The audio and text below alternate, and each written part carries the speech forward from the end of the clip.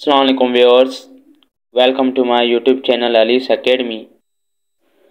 सो viewers, जैसा कि आज हम पार्ट नंबर 2 स्टार्ट करने वाले हैं, तो पार्ट नंबर 2 में आज हम ऑपरेशन से रिलेटेड कॉन्सेप्ट समझेंगे कि ऑपरेशन क्या है, ऑपरेशंस का कॉन्सेप्ट हमको किसने दिया है, ऑपरेशंस किस में काम आती है। ये आज हम ऑपरेशन से रिलेटेड जो भी कॉन्सेप्ट है वो हम समझेंगे।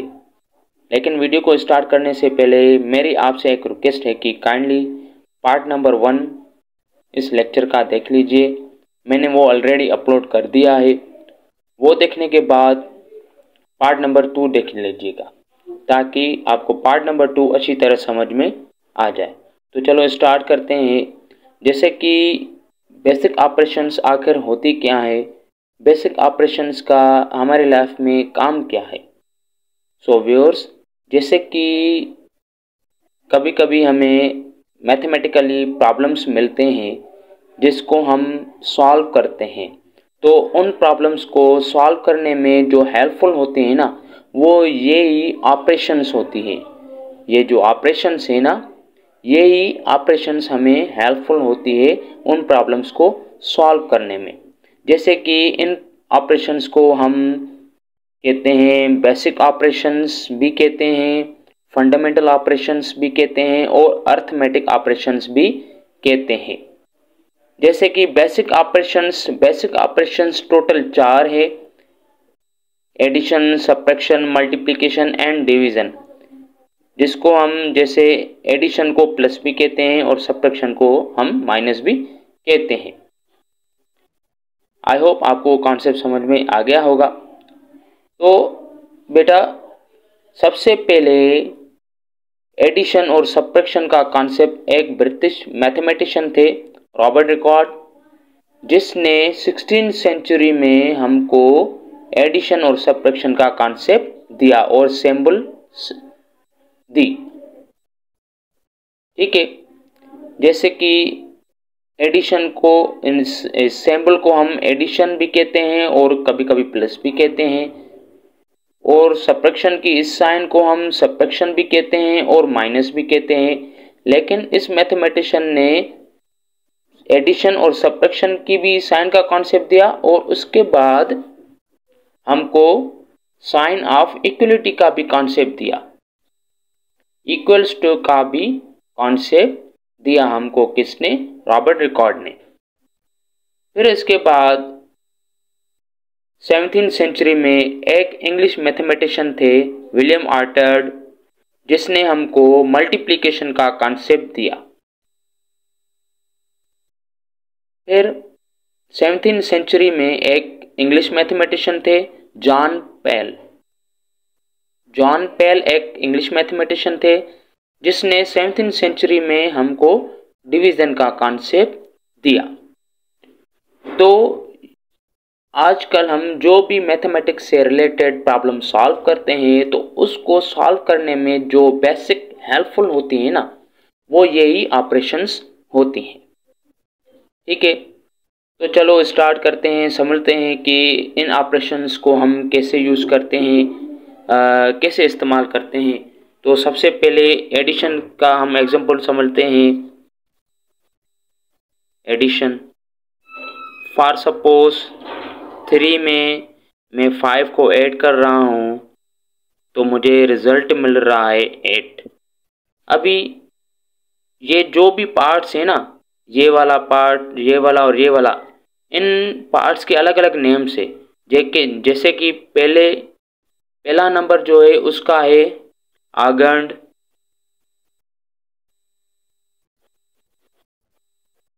पहला जो नंबर है उसका है आगंड, और दूसरा नंबर जो है उसका नेम है एडेंट।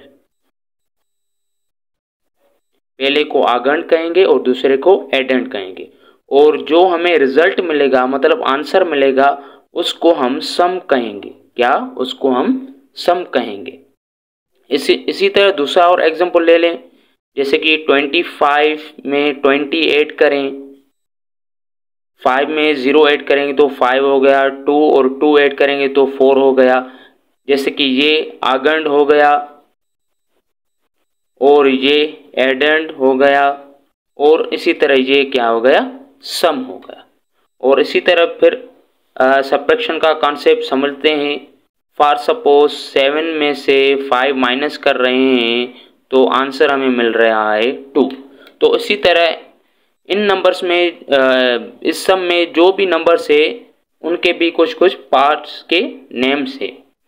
जैसे कि पहला नंबर जो है उसका नेम है माइनर्ड, और दूसरा जो नंबर है उसका नेम है सब्ट्रैक्टेड,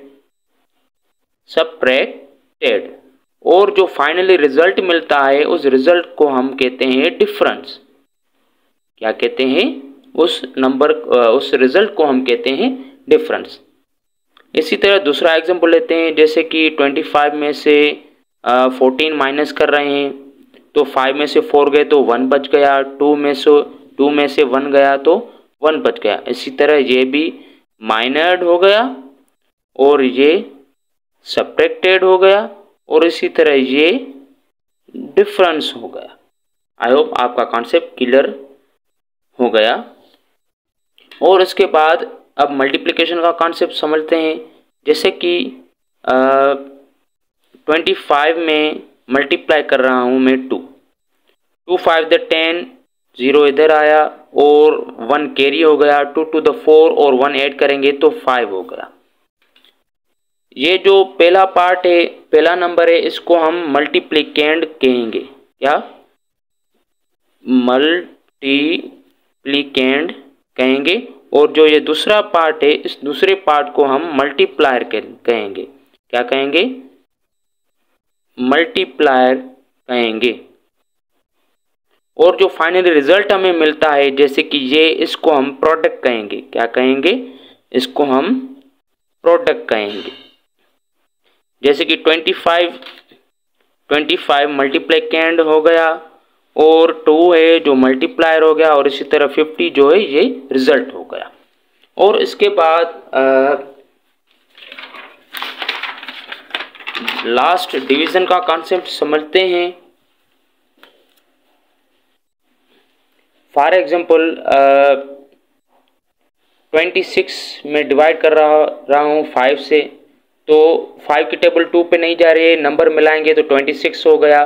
5 की टेबल 26 पे 5 टाइम्स 5 5 25, फिर माइनस करेंगे, 6 में से 5 गए तो 1 और 2 में से 2 गया तो 0 बच गया। जो ये है इसका आंसर। इस आंसर का नेम है क्वोशंट, QUOTIENT। इसको क्वोशंट कहते हैं और इसको डिवाइजर कहते हैं और इसको रिमाइंडर कहते हैं।